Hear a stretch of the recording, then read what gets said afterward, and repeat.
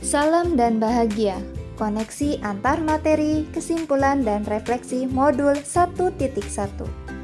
Perkenalkan, nama saya Tias Dewi Trisnawati, CGP Angkatan 6 dari SD Negeri Deringo, Kota Cilegon. Perkenalkan fasilitator Bapak Putu Agus Eka Mastikayasa MPD dan Ibu Mas Ainia SPD sebagai pengajar praktik. Sebelum mempelajari modul 1.1, apa yang Anda percaya tentang murid dan pembelajaran di kelas sebelum Anda mempelajari modul 1.1?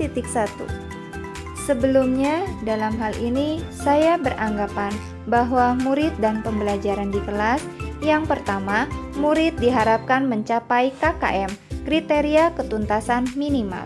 Yang kedua, saat belajar di kelas, pembelajaran mengedepankan ketuntasan kurikulum. Dan yang ketiga, saya beranggapan bahwa murid dikatakan berhasil jika mendapatkan nilai di atas KKM. Yang keempat, pembelajaran lebih banyak mengedepankan kemampuan akademik atau aspek pengetahuan. Yang kelima, murid terbebani dengan kegiatan remedial. Yang keenam, pembelajaran menjadi monoton dan mengejar nilai. Yang ketujuh, siswa menjadi lebih banyak mengerjakan latihan soal untuk mendapatkan nilai. Bagaimana setelah saya mempelajari modul 1.1?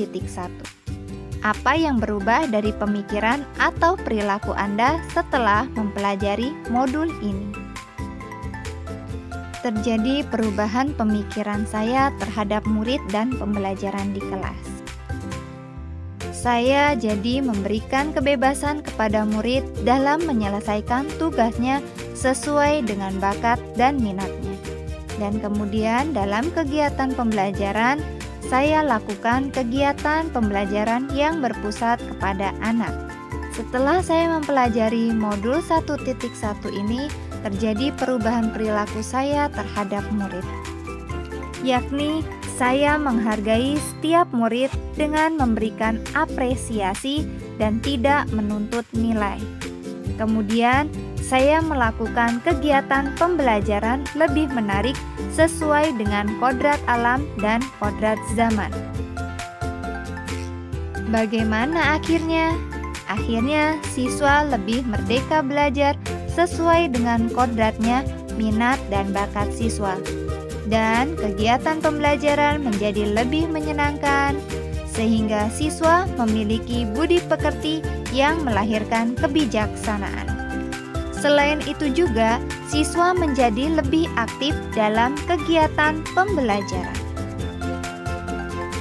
Apa yang dapat segera Anda terapkan lebih baik agar kelas Anda mencerminkan pemikiran Ki Hajar Dewantara?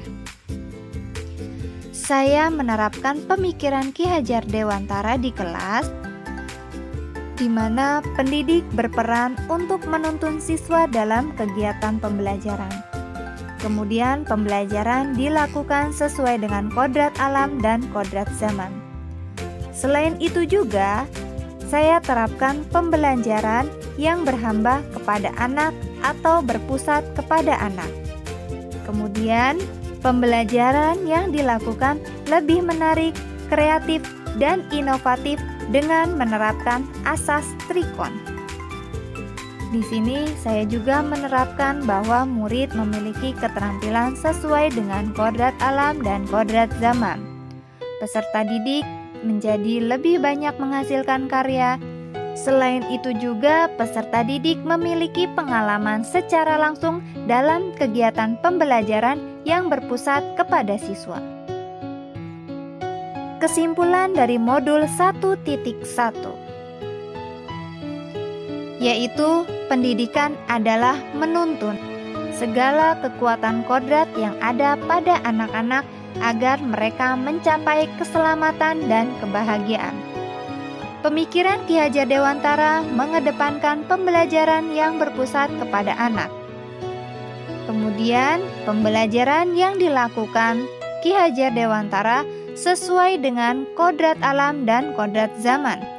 Dasar pendidikan Ki Hajar Dewantara bukan tabula rasa, melainkan menebalkan garis samar-samar agar dapat memperbaiki lakunya untuk menjadi manusia seutuhnya. Selain itu juga, pendidikan Ki Hajar Dewantara melahirkan budi pekerti untuk mencapai kebijaksanaan.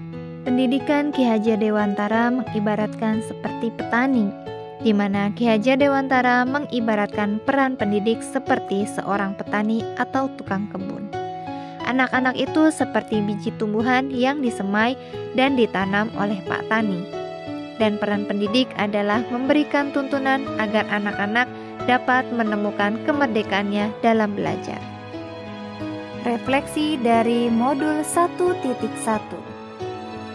Siswa dan guru berkolaborasi dalam mewujudkan merdeka belajar di lingkungan sekolah. Guru berperan membimbing siswa dalam kolaborasi pada saat kegiatan pembelajaran di kelas dengan mengembangkan potensi siswa sesuai dengan minat dan bakatnya. Guru menuntun siswa untuk mendapatkan pengajaran sesuai dengan kodrat alam dan kodrat zaman. Demikian kesimpulan dan refleksi pada modul 1.1.